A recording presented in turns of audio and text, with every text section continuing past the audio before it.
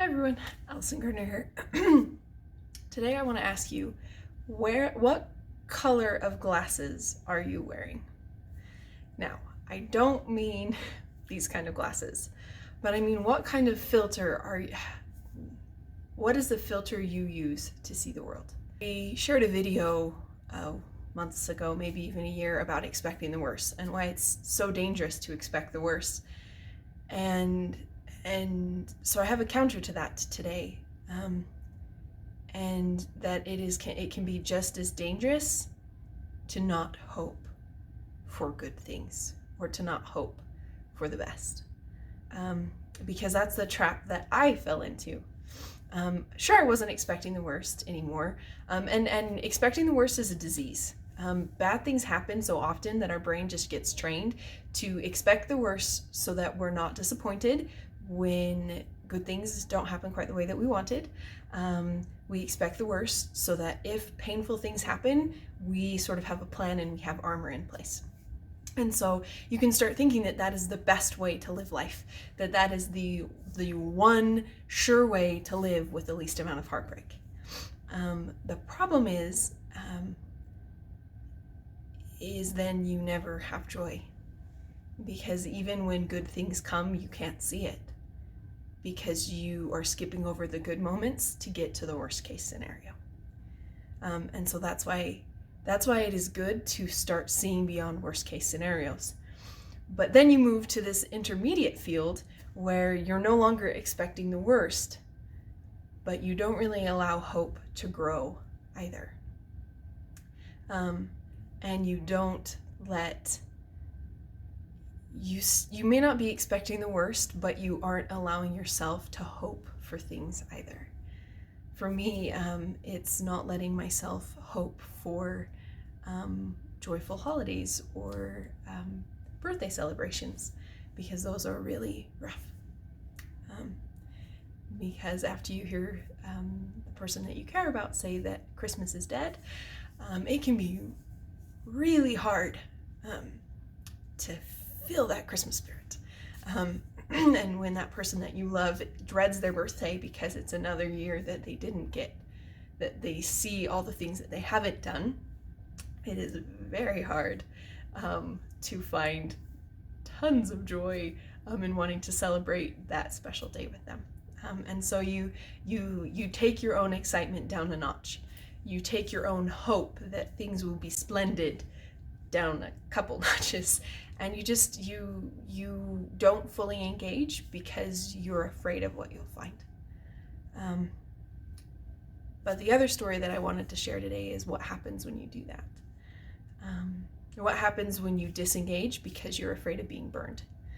When you disengage because it stings a little bit, and that comes because we buy into this lie that everything should feel good all the time, and we buy into this lie that life will just be wonderful and you'll always be okay.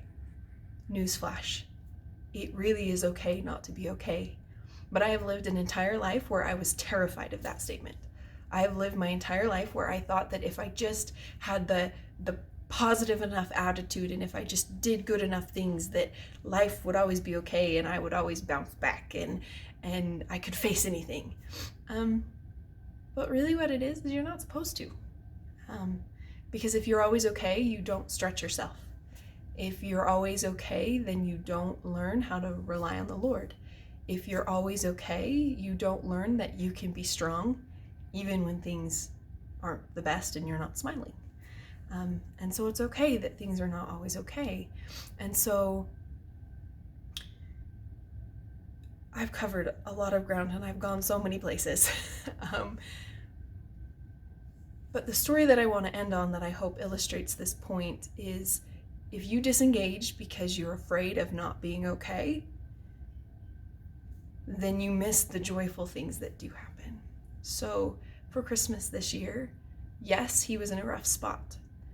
And yes, he was working through some things, and yes, we sat on opposite sides of the couch, and yes, all of those things.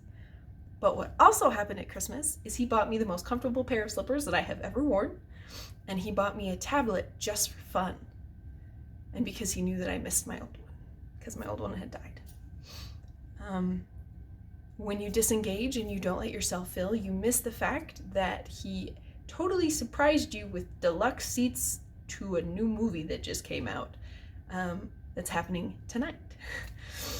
And you miss the joy of the good things because you disengaged to avoid the hurt of the little things. And so I'm going to ask you one more time, what color of glasses do you have?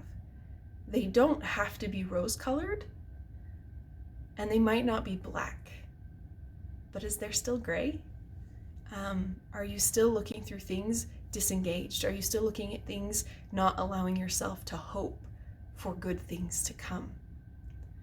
The powerful thing that I've learned is that Jesus Christ is the high priest of good things to come. But if I'm not engaging and I'm not letting myself hope, and if I'm hiding because I'm afraid of the little hurt, that also means that I miss the joys that can be big joys that can make up for the little hurts. And so I would invite you to just think for a moment, what are ways that you can re-engage? What are things that you can hope in again to bring light and faith back into your life? And that faith can be in anything. That faith can just be that tomorrow might be a little better today. That faith might be that you got stronger today because of what happened. But I'm grateful that we are thinking and feeling beings, and that we have a Savior that is there every step of the way because he lived it. He knows about crushes, he knows about stubbed toes, he knows about the little hurts, and he knows about the little to mid joys, and he knows that that's mortality and humanity, and he's there with us every step of the way. Thank you for joining me. I hope that you will drop some of the thoughts down in the comments below. Let me know what thoughts came up for you and what maybe you learned. If you like this, like and subscribe, and I will see you next time. Bye, guys.